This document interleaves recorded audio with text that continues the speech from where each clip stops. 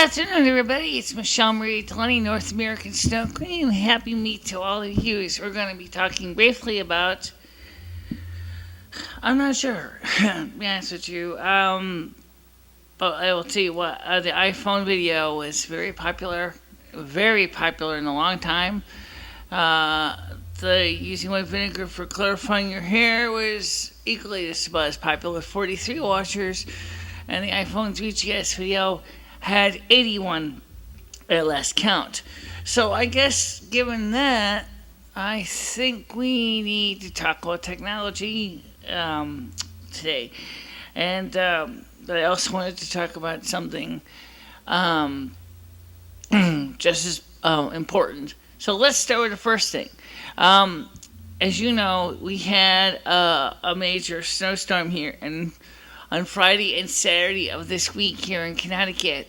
It dumped a huge ton of snow. I mean, we're talking about up to 30, 40 inches in some places in the state of Connecticut. And I did several video broadcasts, and I put them on my Facebook page, and showing the storm as it progressively got worse. And so for that sake, we did pretty good with that. So what's thinking is maybe I will put some of those videos on here as a video so you can see them in chronological order, and so you get a chance to, for those of you who never experienced it, you'll have a chance to watch it. Now, I want to tell you today, I also got my iPhone 3GS factory unlocked. It is all set to go. And unfortunately for me, I found out my contract does not expire until May, or near the end of May instead of March. Oops. No big deal, because that brings up a whole issue of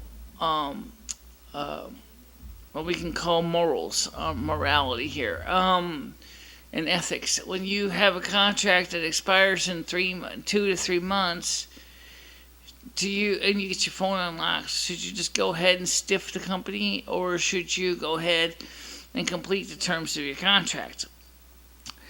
Well, AT&T is my pinch hitter, so to speak. So I'd rather not anger them and have them throw me off the program, if you get my drift. So I think it makes sense to go ahead and keep the contract with them, strip it down to the minimalist, and then keep paying my bill each month.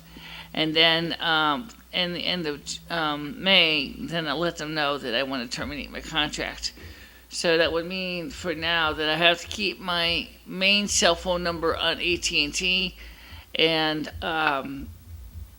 which really is not much of a big deal. For T-Mobile, I also bought secondhand from a friend a Samsung Galaxy S4G. It's around here somewhere. You know, it looks like it's a smartphone. It's a flat screen. It looks like kind of like an iPhone, but it's Galaxy. It's not a iPhone, and it works okay. I didn't try it with the 4G network yet, but I have certainly used it with my Wi-Fi, and it seems to be pretty good for a first generation Samsung Galaxy. I keep getting the stupid name wrong. Vintage, Vindigo, whatever. Okay, those of you who know what I'm talking about. It's sometimes known in the T-Mobile network as the Samsung S4G. It works okay, but I don't really know if I like Android that much. But it's just like Locker Gnome. Chris Perillo said the difference between Apple, iOS, and Android is that some like one, some like the other. And I'm not going to start a holy war over which operating system is better. That's not really interesting to me. What is interesting to me is I did some speed tests with AT&T 3G and in Winston here, and I'm not really too impressed with the service. I didn't know it was that slow. I was only getting like, and this is dead at night. I was getting like 2.5 megabits per second up, which is like lousy considering that my Wi-Fi easily, I'm sorry, 2.5 megabits per second down. I'm sorry. Whereas my Wi-Fi gives me about 14. So I mean, my Wi-Fi basically smokes the 3G on AT&T, and it's pathetic because it's also from AT&T Wireless. I mean, from UVerse. So, pretty interesting to know that how it's going to compare with the um, T-Mobile network. I've heard some people say that I could be seeing speeds close to about 7 to 8 megabits per second down and about uh, 2 megabits per second up. So I'll be very interested to see how that actually works out. Um, the hair is doing okay. It was touched up in the beginning of the month of February, and when I first got it, the lady, because Keith was marine colorist, was kind of busy, so she put the toner in, and she does it a little differently, and I think my hair doesn't really like her very much. But the point is that it was nice and white, yeah, but the problem is that it was also stiff as a board. I don't know what she did, but I know each hairdresser is different, so therefore you have to accept that. Um, I guess I gotta stop saying so much. I have to work on that. Because the reason I don't like using those guttural stops is because they really kind of make me sound unprofessional. And, and the reason why we use guttural stops like we do is because we are trying to collect our thoughts as we, present ourselves on TV or radio or whatever. And that sometimes just makes it sound really kind of lousy. Now, there we go again. Again, I swear to God, I've got to write a script before I get on here. I come up with an idea what I want to talk about, but then I sometimes kind of blow it. All right, well, let's talk about this one. On the Facebook page, someone spoofed me and said something like this. I'm not going to paraphrase it exactly. I like to stick my finger up my anal orifice because it feels so good. Excuse me? I would never say that. Um, I have no idea why somebody would say such a thing because it's definitely not me. Okay? I'm not even interested in sex in the first place. Really. I mean, and also I explained to Shimmy Cocoa Puffs because he was talking about chat roulette and another website. He said to him, says, what is it about men showing their phalluses? I have never figured out the mentality behind that.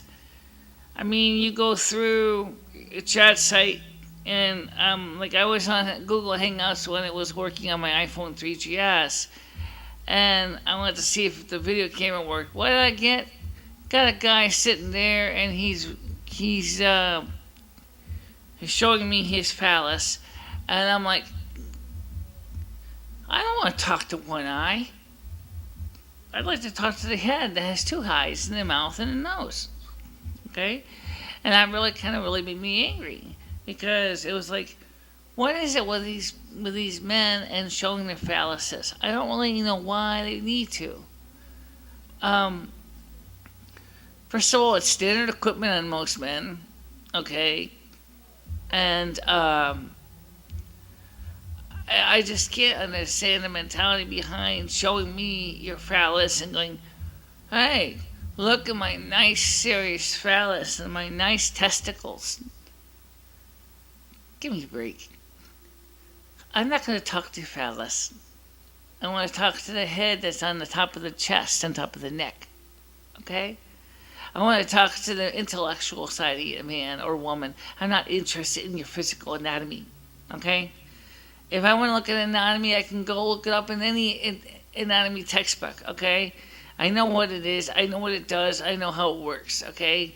Show me your intellect. Show me your personality. Show me your inner beauty. Let me see who you are. Let me see what is your thing, what drives you, what makes you happy, what makes you sad.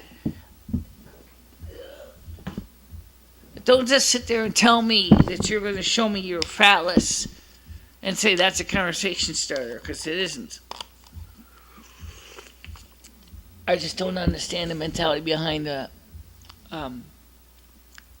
showing your phallus on a video to a total stranger. I mean, I'm sorry, but it just really, really, really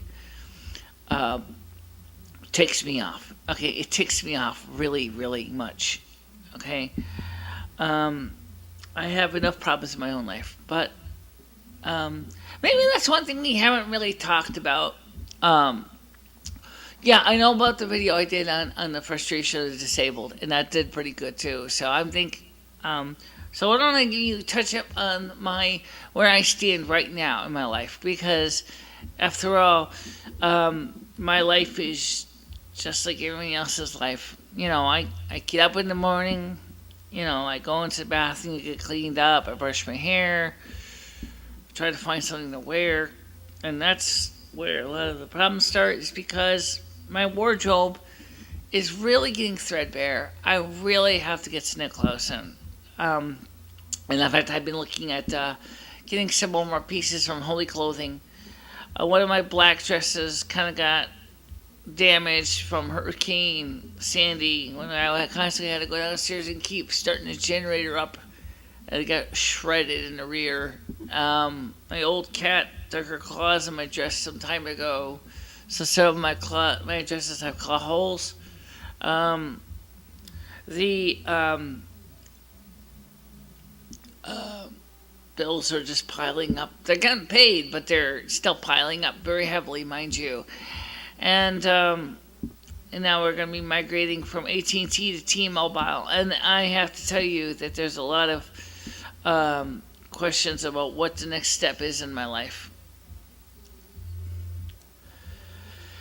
I was going to go with preparing for my final demise ahead of time, as you know from one of my other videos, but then the estate planning would cost me so much money, and there really isn't much of an estate in the first place, that I just suddenly just threw my hands up in the air and just said, forget it.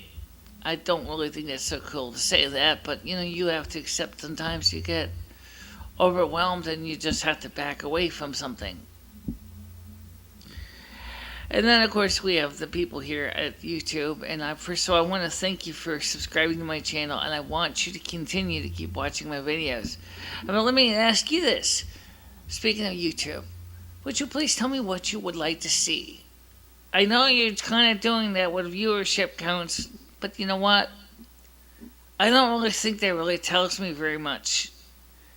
It just tells me certain videos are popular, but it doesn't tell me if that's really exactly what you want or if you just happen to watch it because you're bored. So why don't we sit down and talk about it and find out what it would take, what you want to hear, what you want to see. Excuse me. Yeah. What do you think? I want to ask you a question, Michele, because I didn't think about this now. You're saying you want viewership up. Mm-hmm. Maybe we got to ask this question that we asked during the summer. Who do you think is better at presenting video topics, me or Michele? Yeah, that's a good question. Last time when you did better, you had a higher viewer count than I did. Could it be the same thing again? I don't know. That's a great question. So let's make it a vote. Here's what I want you to do, folks.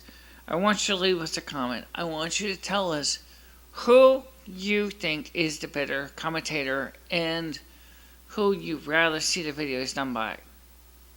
And also, we'd like to know, yes, you can live in the same message, who you would feel is better to present information and what also you are looking for in the videos. Okay, that sounds good. In other words, what let me say this is, who do you think is a better commentator, me or Lumi? It's L-U-M-I, by the way. Also, she's saying is at the same time, why don't you tell me or us what you really want to see, or what you want us to really address? We will do that. Now, let's see. Let's talk about the latest winter storm. Okay. Okay, now, first of all, we know that there was reported in Connecticut there was about, at one place, there was up to 40 inches of snow. That's right. And then most of the state got anywhere from 24 inches or so. Yes. And the other thing is, too, is that there was only about, officially reported by Connecticut Lightning Power, or as we call it, Connecticut Lightning Gouge, there was only about 38,000 customers, 39,000 customers at the peak that lost power. It's correct. Um, but then there's a potential for another major snowstorm in Monday, Sunday and Monday of this week coming up. Yes. But let's talk about that for a second, because that prediction was done by a high school student who's training, who really is working hard to master atmospheric sciences and climatology to become a meteorologist himself. And he runs the Northeast Storms Center, which is apparently run by him and another student. They've been keeping us abreast with all the snowfall totals and events around the state. Likewise, we have been doing our own storm tracking as well. Yes, we have been. And, I don't know. It just seems like, I think this winter overall has been pretty mild. So this is definitely was a pretty good recharge for people to get some decent snowfall. Yes, it was. In fact, people also exercise respect for the snowflakes. As Governor Daniel Malloy also had ordered everybody off the roads so that the snow removal people can come in and do their jobs, and leave the roads clear for emergency vehicles, because he knew that people would get stranded. And they did. People did get stranded. But not as bad as 1978 from what we saw in the videos. No, not as bad. Because there's two reasons why, Lum. First of all, the technology in 1978 for weather predictions was pretty much in its infancy. Computer modeling was starting to get into vogue, and the problem was that early computers really didn't have access to as much data points as we have today. Data points are, of course, the bread and butter of modeling. So more data points, the more accurate you can be. Correct. And so that makes a difference. Another thing too was, as it came up so suddenly in 1978 in Connecticut, that most people were ill prepared to deal with it. Plus, it happened on a Monday. That's right, it happened on a Monday, and it was a work day. So when it happened, it caused a lot of problems for people going to work. They thought it was going to be an okay day because it started out kind of okay, and then by afternoon, it was whiteout conditions. So yes, there was a difference between Winter Storm Nemo versus the storm in 1978. Now let's talk about the naming for a second, because I think that's also interesting. Some people are getting really upset with the Weather Channel for giving the storm a name. Well, WFSB is calling it Blizzard Charlotte. So, it was. I think as far as naming goes, I think it personifies the storm. Yeah, well, some people thought that maybe the name Nemo was kind of silly, because after finding Nemo, you see this white and red fish. Yeah, well, the next one on the list for the Weather Channel is Orko. Orko, He-Man's sidekick. Yeah, the little wizard there. The little When are you going to have a She-Ra? Oh, maybe that's after Oracle. I am She-Ra! I'm going to kick your ass! Really? So you must have already had He-Man. I don't know about He-Man, but definitely but seriously, it was a pretty serious event. But the naming was just kind of unique. Why did you come up with the name Nemo? Well, then there's also Captain Nemo, too, from 30,000 Leagues Under the Sea. 3,000 Leagues Under the Sea. 3,000 Leagues Under the... Yeah, but even that doesn't even match the name, the storm. I mean, Captain Nemo, from H.G. Wells, Jules Verne, thank you, Jules Verne's, 3,000 Leagues Under the Sea. Okay, Captain Nemo, and the Nautilus. Yeah, I never read it though. You should pick it up. Pick up a copy by Jules Verne and look at it. It was a very much a classic piece of science fiction when it was written in the 19th century. It's true, it was. H.G. Wells and Jules was also very much contemporary to Jules Verne, and the two did do a lot of similar stories about science and science fiction based on actual empirical research. Mm-hmm. Now, speaking of research, yes, I was thinking about this iPhone. We were talking about this in the last video, about if you want to downgrade your iPhone 3GS to, say, iOS 5.1 or earlier, if you already made the mistake and went up to iOS 6.1.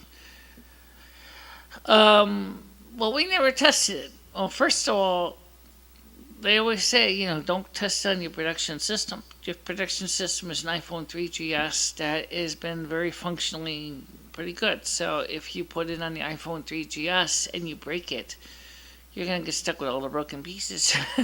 True, very true. In fact, that brings a very good point up, because the only SH blob I have is for 4.1. Yes. So what does that mean? It means that you only have the choice of going to 4.11 or 4.1. 4.1 exactly in this case. Alright, so you wouldn't be able to go to 4.2. 4.35 if you don't have a 4.35 SH blob. Correct.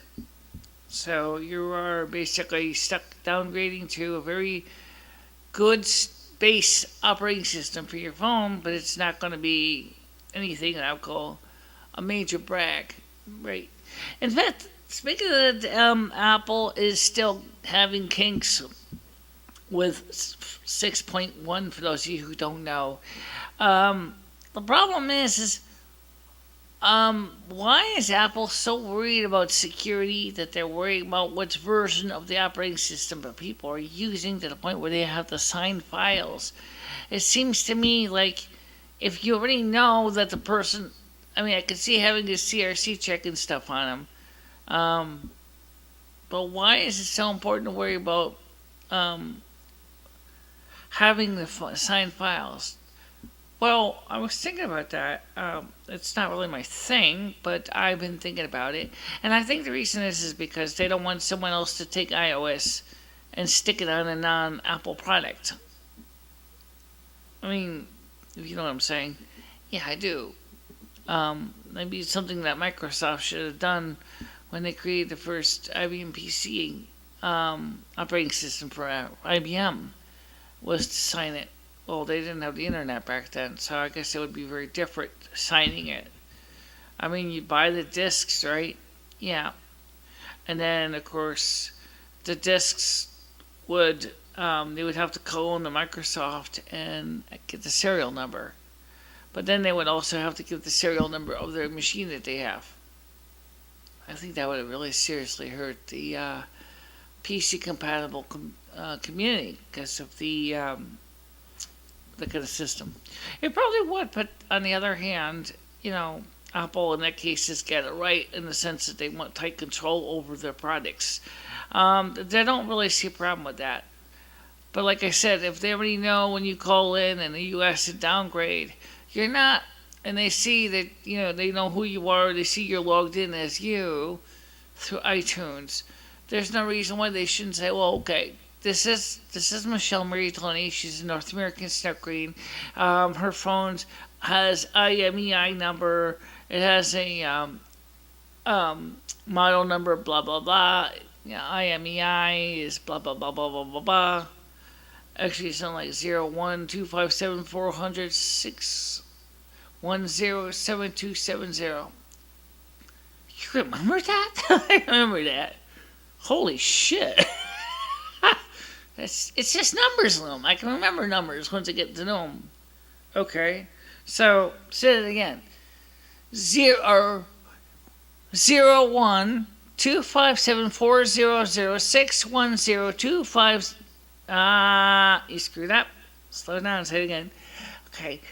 Actually, it starts with 1. 102574006107270. Bingo. So that's how you remember numbers. It's a lot of digits to remember. It is a lot of digits. It's about 15 of them. Now, anyway, when you unlock it, it's pretty easy. Yeah, you know what? Let me point that out. Guys, the unlocking process is a lot less complicated than you think. Let me explain this to you, okay? All I had to do. Just to be safe, I backed up my phone. I didn't have to, okay? But I did anyway. Then I disconnected my phone from iTunes. I took out the AT&T SIM chip and put the T-Mobile SIM chip in. Okay, powered the phone up. It says connect to iTunes. I connected to iTunes. And then instantly it says, congratulations, you are now unlocked. And you see the T-Mobile thing, and then you can contact customer service and everything. Cool. So we didn't have to unlock it, like doing all the horrible, scary stuff about using restore files and things like that. Yeah, but you know what? That's not a problem altogether because it seems like every time I get on trying to get information for non-jailbreakers on downgrading the iOS, I get stuck on all this information about jailbreaking the phone. I'm not interested in jailbreaking. I just want to have a phone that works. Given the fact that my phone is an older phone, I don't really think the newest. This is what we were talking about the last video that had 81 viewers. Correct. I mean, Apple, you really have to remember that not everybody's got more than 256 megabytes of TPA in their phone, especially in the 3G and 3GS. Okay? It's only an A5 processor, and it's not going to be exactly Speedy Gonzales. It's gonna take a lot of time to do things. I mean, I love all the stuff you threw on the phone, but could you have thrown Siri on? Seriously? I mean, I want to play with Siri. I want to see what Siri is big about. Everybody talks about it. There's lots of fun videos with Siri. Well, first of all, the problem is Siri takes away with your built-in phone's voice response system. Oh, that's right. In other words, you can't, when you put Siri in, you don't have the built-in command set on the phone. You see, if you hold down the home button for like 3 seconds, you'll get a prompt to speak your simple commands like play a certain song, play music by artist. It's kind of works like Microsoft InSync, and so it's what this is built into the firmware in the phone, and it's really not bad, but it's not Siri. It doesn't give you wisecracks. It doesn't sit there and you can't say to it, excuse me, could you please tell me what the weather is in Winston, Connecticut today? I mean, it doesn't tell you that. It'll show you the weather. I will say, show me the weather for Winston, Connecticut. And it will show me the weather. Or you can tell it to play certain albums by certain artists. Or I can play albums I usually play artists. So let's say I say, play Tarja Turunen. Or I could say, something like that. Or open email, send an email, but it doesn't let me then point that point. It doesn't let you talk and say the message. However, I did find a dictation program that was free on the App Store that was pretty cool. What it would do is it would let you do just that. You could actually dictate into the phone. It's ad supported, but it does work. Me and Lummy were playing with it last night. It's not bad. Maybe it would work okay on the for some things, but I don't know about long videos. Yeah, that's another thing we'd like to do is we'd like to transcribe these videos and have transcripts available so that you can actually listen or at least read the transcripts. But it doesn't seem like there's a very easy way to do that because many of the transcription services are just that, services, and they cost money. And we're in a fixed income right now, so it's not something we're going to be buying lots of upgrades to pay somebody a lot of money just to translate a 30-minute video, which is on YouTube, into a transcript like you see in CBS News and things like that. Yeah. Now, we are, of course, proud to say, like I said before, that right now it is sunny. We do not have the spotlight on right now. Nope. It's just the window and the lights and the ceiling on. Yeah. So if you wonder why our face looks a little bit dark, that's why. It's just because we decided to leave the window open and let the sun come in. Yep. So now, also in addition to that, I also want to let you know that me and Michele are very excited about Beltane. We are excited about the fact that it will be our 3rd anniversary. Yes, it will be. And I think we should try to find something to talk about for that, but I'm not sure what. Oh, last year we talked about us. Last year we talked about how much you changed for the better. So maybe we should talk about how you changed for the better. Michele, I haven't been before. 3 years ago, I was just a spirit guide. I was not on Earth. I know that, but I figured that, maybe we should talk about you. Me. Well, why don't we talk about me, but we can also talk about life on the other side, too. That'll be interesting. But there'll be another video. Yes, it will be. Alright, so now here's the deal for the next few weeks. We are going to hunker in the bunker, so to speak. Yeah, we're going to just watch our P's and Q's, dollars and pounds, and euros, and try to put money away. Correct. And we're going to try to get our iPhone 3GS activated on T-Mobile. We already got it unlocked. It's all set to go there. We're just going to go ahead and activate the prepaid activation kit. And it will not have our main cell phone number at this point. But maybe in the future we can see about porting it. It's a prepaid, so we could always go ahead and get another prepaid plan for it. But like Michele says, Lummy, we hardly ever talk on the phone. It just doesn't make any sense. But this plan for $30 a month is a pretty good plan for us. You get unlimited 4G, yes. Unlimited texting, yes. But you only get 100 minutes, yes. But you can go for the more expensive plan, which gives you unlimited 4G, yes. Unlimited data, yes. And unlimited phone, yes. But I don't talk much on the phone in the first place for a lot of reasons. Number one is the fact I have 3 lines on my home phone. So why would I need to activate a cell phone service with another phone line? It is not my main bread and way communications. This is how I usually talk to people. So, and even that is hard because of my hearing loss. So you got a lot of stuff to go through. Of course, I know you're bored. Yes, I am. And I know that we also would really have been talking about trying to find another person to share our life with. Yes. And another cat. Another cat, too. In fact, maybe I have to ask you this, but I don't know how many people on YouTube can really help here.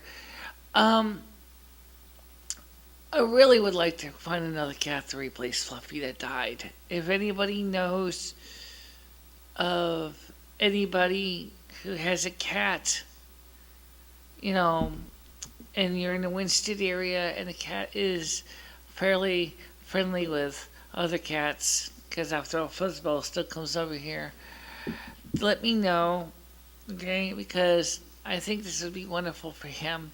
He really needs a female, another partner to hang out with, because he hasn't really been the same since Fluffy died. I mean, he's starting to kind of perk back up, but you still think he really misses her very much. And the fact is, right now, there's no other cats to talk to.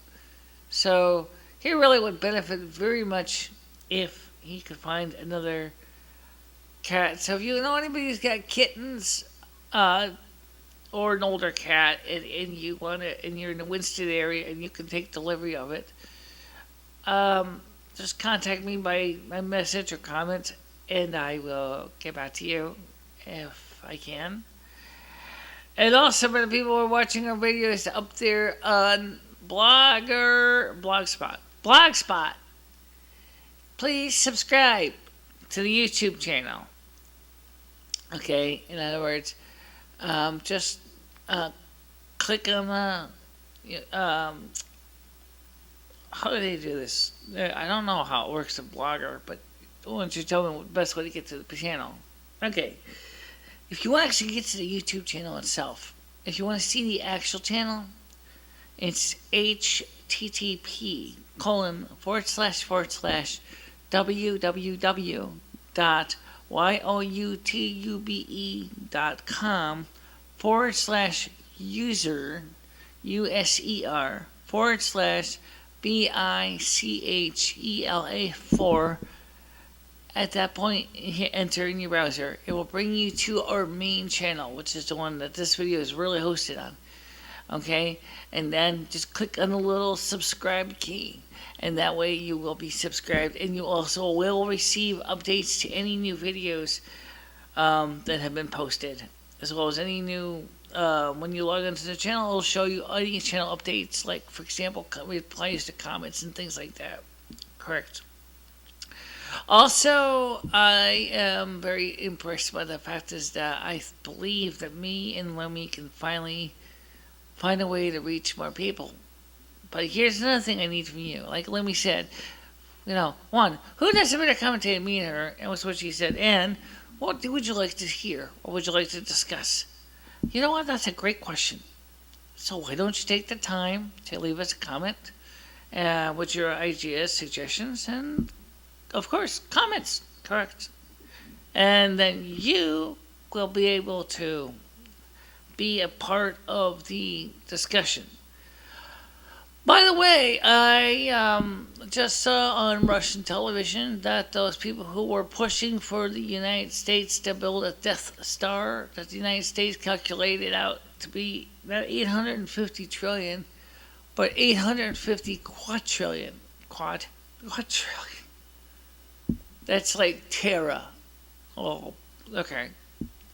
So a million. Correct. Times 850. Yes.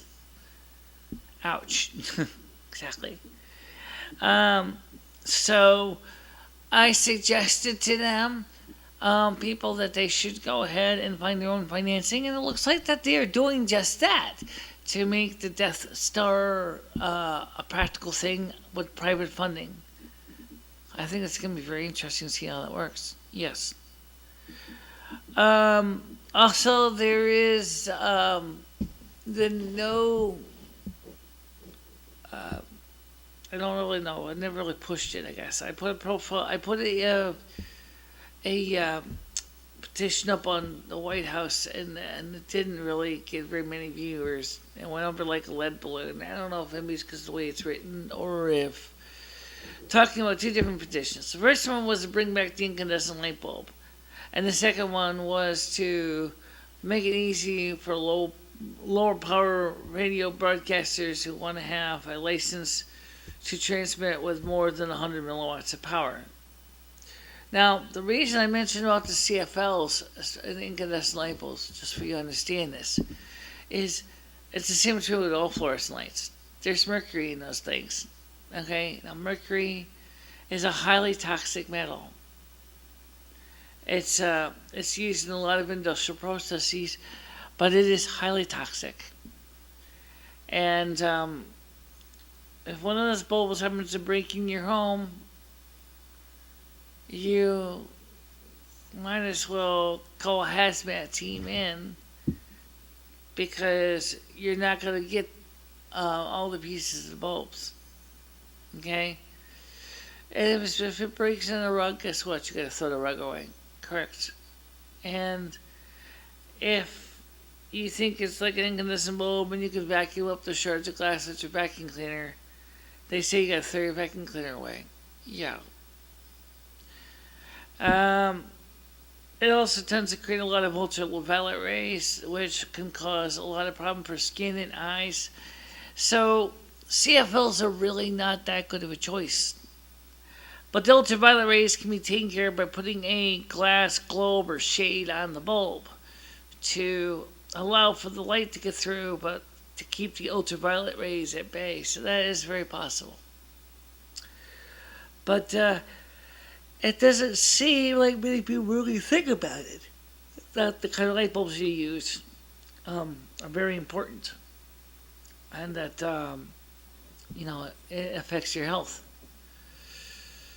Now, so of course now LEDs have come down in price enough. Now I've seen enough LED bulbs in China, from China on eBay, that look like they're pretty good. I mean, they're from China, for God's sakes. You're not expecting that they're going to be like Godiva chocolate. Thank God Godiva chocolate is not Chinese made. Sometimes I wonder though where it is made. It's expensive. It's all the Godiva bars we bought were made in Germany. Okay. So,